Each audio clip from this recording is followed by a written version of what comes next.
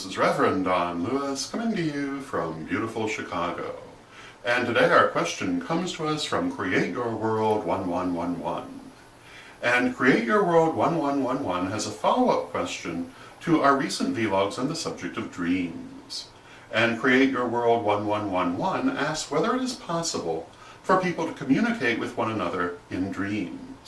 And my answer to this is yes, I believe it's absolutely possible, and I also believe that it's a rather frequent occurrence.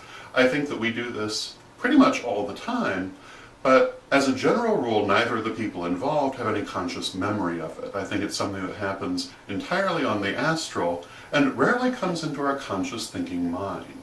That doesn't mean it's not important, but I think that's usually what happens. It is possible, however, to learn to do this consciously.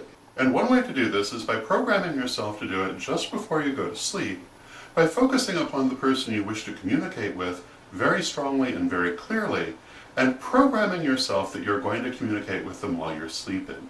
And sometimes you'll have conscious memory of this, and sometimes you will not. Now there is a related practice called calling forth the soul, which does this same thing during meditation rather than during sleep. And in calling forth the soul, which I believe we talk about in the degree books, what you do is you invoke the higher self of the person during meditation or during ritual, and then you imagine them there with you, just as if you're having an ordinary conversation, and you have the communication that you wish to have, but you have it with their higher self rather than their conscious self.